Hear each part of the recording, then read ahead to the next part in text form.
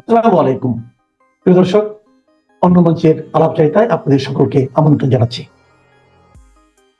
অন্য মঞ্চের আলোচনায় আজ আমাদের অতিথি হিসেবে আছেন কি শর্ত মেনে নিয়ে তারেক রহমান দেশে ফিরতে পেরেছেন সে প্রসঙ্গে সবচেয়ে বেশি যেই বিষয়টি আলোচিত হয়ে এসেছে সেটি হচ্ছে যে বাংলাদেশে একটা অন্তর্ভুক্তিমূলক রাজনীতির সুযোগ আবারও সৃষ্টি করার একটা শর্ত মেনে তিনি দেশে এসেছেন। তার উপরে বিশেষভাবে ভারতের তরফে এমন চাপ, এমন শর্ত দেওয়া ছিল যে তিনি অন্তর্ভুক্তিমূলক একটা নির্বাচনের চেষ্টা করবেন, মানে ফেব্রুয়ারির নির্বাচনটাকেও অন্তর্ভুক্তিমূলক করবার চেষ্টা করবেন। সেটা যদি সম্ভব না হয় তাহলে তিনি ফেব্রুয়ারির নির্বাচনের পর দায়িত্ব গ্রহণ করবার পরপরই আওয়ামী লীগের রাজনীতিকে বাংলাদেশে আবারও মানে বৈধ রাজনীতিতে পরিণত করতে যথাযথ ব্যবস্থা নেবেন, মানে আওয়ামী লীগের রাজনৈতিক কর্মকাণ্ডের উপর থেকে নিষেধাজ্ঞা তুলে নেবেন। এই শর্তেই তারেক রহমান দেশে ফিরতে পেরেছেন। তারপর 25 তারিখ দেশে ফিরে তারেক রহমান যে বক্তৃতা দিয়ে আসলে জনমনে একটা ব্যাপক আলোড়ন সৃষ্টি করেছেন, যেই বক্তৃতায় তিনি ঐক্যবদ্ধ দেশের কথা বলেছেন। তিনি বলেছেন বাংলাদেশের হিন্দু, মুসলমান, বৌদ্ধ, খ্রিস্টান, পাহাড় সমতলের সকল মানুষকে ঐক্যবদ্ধভাবে দেশ গঠনে কাজে লাগতে হবে। যেখানে তিনি বলেছেন যে একটা নিরাপদ বাংলাদেশ তৈরি করাই তার মূল লক্ষ্য, যেখানে তিনি বলেছেন আমরা শান্তি চাই, শান্তি চাই, শান্তি চাই। সেসব বাক্য শুনে আরো বেশি করে একদল মানুষের মধ্যে এই বিশ্বাস ভীষণভাবে দানা বেঁধে উঠেছিল যে তারেক রহমান আসলে কোনো প্রতিশোধমূলক রাজনীতি করতে চান না। তিনি রাজনীতিকে প্রতিহিংসা এবং প্রতিশোধের ঊর্ধ্বে নিয়ে গিয়ে একটা অন্তর্ভুক্তিমূলক পরিবেশ তৈরি করবেন, যাতে বাংলাদেশে আবারও আওয়ামী লীগ এবং বিএনপির যে দ্বিদলীয় মানে রাজনৈতিক ব্যবস্থা চলছিল সেটা আবার ফেরত আসে, যার ফলে চরমপন্থী রাজনীতি উস্কে দিচ্ছে যারা দেশে, সেই পক্ষটি একরকম পিছিয়ে পড়তে বাধ্য হয়। এমন নানা রকম তত্ত্ব তারেক রহমানের আশা ঘিরে কিন্তু চলছিল। এমনকি তারেক রহমান খ্রিস্টীয় নববর্ষের যে শুভেচ্ছা দিয়েছেন সেখানেও তিনি বলেছেন যে ধ্বংস নয়, প্রতিশোধ নয়, ঐক্যবদ্ধ বাংলাদেশ গড়তে হবে, কারণ ঐক্যবদ্ধ বাংলাদেশই সবচেয়ে শক্তিশালী বাংলাদেশ। কিন্তু যারা বাংলাদেশের রাজনীতিটা মানে খুব নিবিড়ভাবে পর্যবেক্ষণ করেন এবং যুক্তি দিয়ে বিশ্লেষণের চেষ্টা করছিলেন, তাদের পক্ষে বোঝা খুব মুশকিল হচ্ছিল যে ঠিক কি প্রক্রিয়ায় আওয়ামী লীগকে এমন বিপদে উদ্ধারে বিএনপির পক্ষে এগিয়ে আসা সম্ভব, কিংবা তার মানে আওয়ামী লীগ বিএনপির একটা রাজনৈতিক মৈত্রী হবার মানে পরিস্থিতি কিভাবে সম্ভব। কারণ তারেক রহমান আসার পরপরও কিন্তু আওয়ামী লীগ সভানেত্রী শেখ হাসিনা আওয়ামী লীগ নেতৃবৃন্দ, নেতাকর্মী, সমর্থকদের উদ্দেশ্যে সামাজিক যোগাযোগ মাধ্যমে ভাষণ দিয়ে বলেছেন 17 বছর পর প্রেসিডেন্ট জিয়ার ছেলে ফিরেছেন বটে, কিন্তু যুব দলের এক নেতাই প্রথম 32 নম্বরে আগুন দিয়েছিল 32 নম্বর ভাঙার সময়।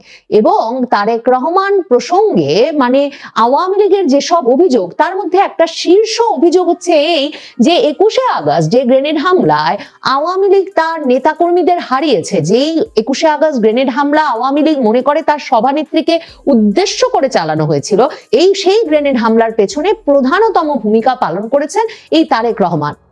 কাজে এবং তারেক রহমান যে দেশে ফিরেছেন যে সব মামলা থেকে খালাস পেয়ে, তার মধ্যে একটা হচ্ছে এই 21শে আগস্ট গ্রেনেড হামলা। তারেক রহমান প্রসঙ্গে গত কমাসে মানে বিএনপি সঙ্গে আওয়ামী লীগের কোনো রাজনৈতিক মৈত্রী হতে পারে কিনা, মানে বিএনপি যখন গত 15 মাস কোণঠাসা অবস্থায় ছিল তখন প্রায়শই যখন বিশ্লেষকরা এই আলোচনা তুলতেন তখন বারবার আলাপ হতো যে সারা বাংলাদেশে আসলে আওয়ামী লীগ নেতা কর্মী সমর্থকদের উপর যত মামলা দেওয়া হচ্ছে তার সিংহভাগই দিচ্ছেন বিএনপির নেতা কর্মী সমর্থকেরা। এবং এই যে বাংলাদেশের বিভিন্ন জায়গায় আওয়ামী লীগের নেতাকর্মীদের উপর এবং অঙ্গ সংগঠনের নেতাকর্মীদের উপর যেসব মব হামলার ঘটনা ঘটছে, বাড়িঘরে ভাঙচুরের ঘটনা ঘটছে, সেসবও দেখা যাচ্ছে শেষ পর্যন্ত স্থানীয় প্রভাবশালী বিএনপি নেতৃবৃন্দই জড়িত থাকছেন। কাজে এই অবস্থায় একটা মৈত্রী বা রাজনৈতিক কৌশল হিসাবেও এই দুই দলের কাছাকাছি আসা সম্ভব, সেটা বিশ্বাস করতে আবার আরেক দলের খুব কষ্ট হচ্ছিল। কিন্তু অনেকেই বলছিলেন রাজনৈতিক কৌশলে রাজনীতির পালা বদলে কি না ঘটতে পারে। আর বিশেষ করে তারেক রহমান আসার পরে ভারতকে একটা ফ্যাক্টর ধরে অনেকেই বলছিলেন ভারত শুধুমাত্র এই শর্তেই যে তারেক রহমানের বিএনপিকে আওয়ামী লীগের রাজনীতি করার সুযোগ করে দিতে হবে, শুধুমাত্র এই শর্তেই তারেক রহমানের ফেরার বিষয়ে এবং তারেক রহমানের পরবর্তী প্রধানমন্ত্রী হওয়ার বিষয়ে ভারত এমন সমর্থন দিচ্ছে। ভারত তারেক রহমানকে যে ভীষণভাবেই সমর্থন করছে সেটা খালেদা জিয়ার মৃত্যুর পর ভারতের প্রতিক্রিয়া স্পষ্ট। ভারত তার পররাষ্ট্রমন্ত্রী এস জয়শঙ্করকে প্রধানমন্ত্রী মোদীর বার্তা ব্যক্তিগতভাবে তারেক রহমানের হাতে তুলে দিতে ঢাকা পাঠিয়েছিল।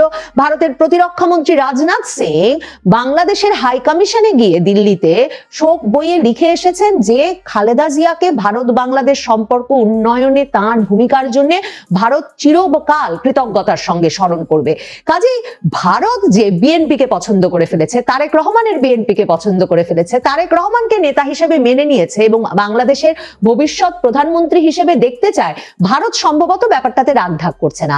কিন্তু এই বিএনপি কি আওয়ামী লীগকে কোনো ছাড় দেবে? আওয়ামী লীগকে রাজনীতিতে ফেরাবে? বিএনপির সম্ভবত সেটা পরিষ্কার করা জরুরি ছিল।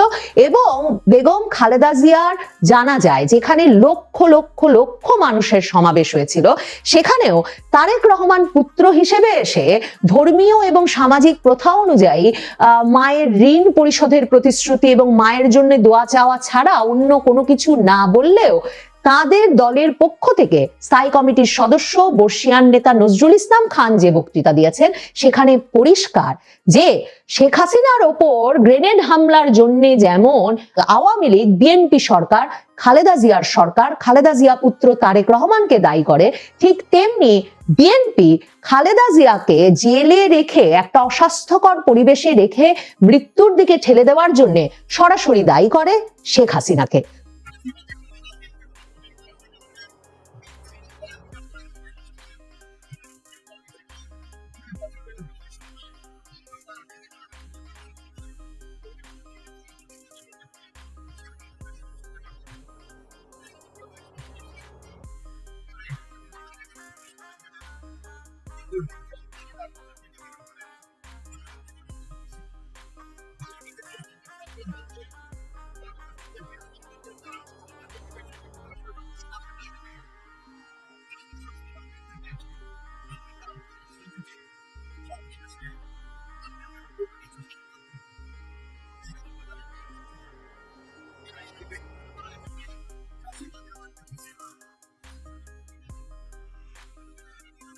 শুধু কি খালেদা জিয়ার শারীরিক অসুস্থতার জন্যই বিএনপি, নজরুল ইসলাম খান আওয়ামী লীগকে দায়ী করলেন, শেখ হাসিনাকে দায়ী করলেন, নাকি শেখ হাসিনাকে আসলে তারেক রহমানদের পুরো পরিবারের যে দুর্ভাগ্যজনক পরিস্থিতি, যেখানে দুই ছেলে মা থেকে আলাদা, এক ছেলের মৃত্যু হলো মালয়েশিয়ায় নির্বাসিত অবস্থায়, এই পুরো পরিস্থিতিটার জন্যই বিএনপি আসলে ফ্যাসিবাদী আওয়ামী লীগ সরকারকে দায়ী করে?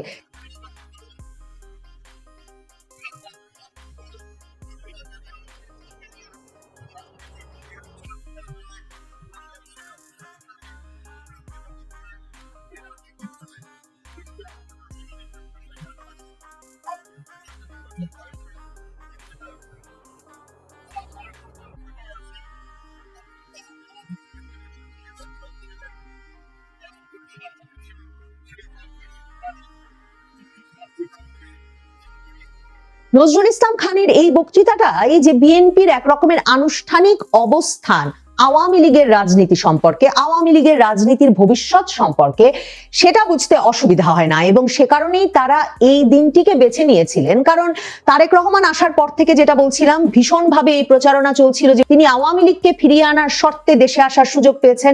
তরুণ নেতারা জাতীয় নাগরিক পার্টির তারা জামায়াতে ইসলামীতে গিয়ে যোগ দিল এবং বলতে থাকলো যে একমাত্র জামায়াতে ইসলামী ছাড়া আর কোনো দলকে তাদের কাছে বিচার সংস্কার মানে জুলাই আন্দোলনের প্রতি প্রতিশ্রুতিবদ্ধ বলে মনে হচ্ছে না।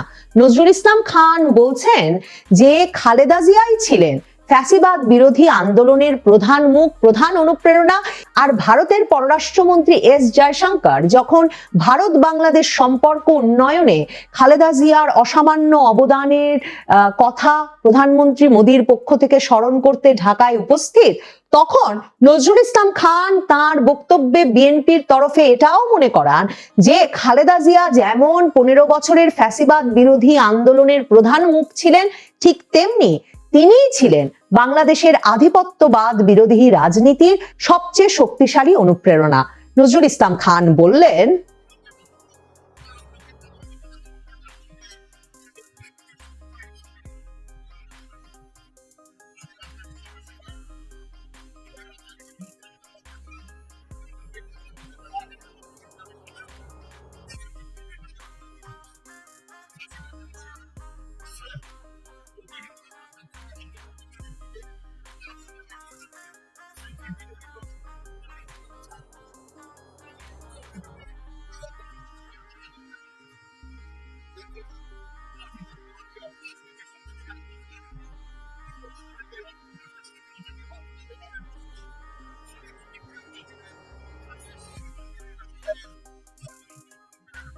তবে রাজনীতিতে যেমন শেষ কথা বলে কিছু নেই, রাজনীতিতে পরম শত্রুও যেমন মিত্র হয়ে উঠতে পারে, তেমনি রাজনীতিতে শেষ কথা বলে কিছু যে নেই তার সবচেয়ে বড় প্রমাণ সম্ভবত সাম্প্রতিক সময়ে তারেক রহমানের স্বদেশে প্রত্যাবর্তন। শুধু তাই নয়, তারেক রহমানের স্বদেশে প্রত্যাবর্তনের পরে সারা বাংলাদেশে এমন সম্বর্ধনা পাওয়া, ভারত থেকে এমন স্বীকৃতি, এমন সম্বর্ধনা পাওয়া, আর বেগম খালেদা জিয়ার মৃত্যুতে রাষ্ট্রীয় শোক আর লক্ষ লক্ষ লোকের সমাবেশ। মানে কখন যে রাজনীতিতে কে অপরাধীর ভূমিকায় থাকেন আর কে বিচারকের ভূমিকায় থাকেন সেটা বলা মুশকিল। তারেক রহমান যখন 2008 সালে দেশ ছেড়েছিলেন তখন তো নয়, এমনকি নভেম্বরের শেষে কিংবা ডিসেম্বরের 12-13 তারিখে তারেক রহমান দেশে ফেরবার তারিখ ঘোষণার আগ পর্যন্ত, এমনকি 25শে ডিসেম্বর তিনি দেশে পা রাখবার আগ পর্যন্তই সম্ভবত একটা বিরাট অংশের মানুষ ভাবতেই পারেন নাই যে সত্যি তারেক রহমান শেষ পর্যন্ত দেশে ফিরতে পারবেন এবং এতটা সম্বর্ধিত হয়ে দেশে বিদেশে এতটা গ্রহণযোগ্যতা নিয়ে দেশে ফিরতে পারবেন। কাজেই রাজনীতিতে কখন যে কি পাল্টে যায়, কোন দাবার গুটি কোথায় কোন চালে কাজে লাগে তা বলা সত্যি মুশকিল।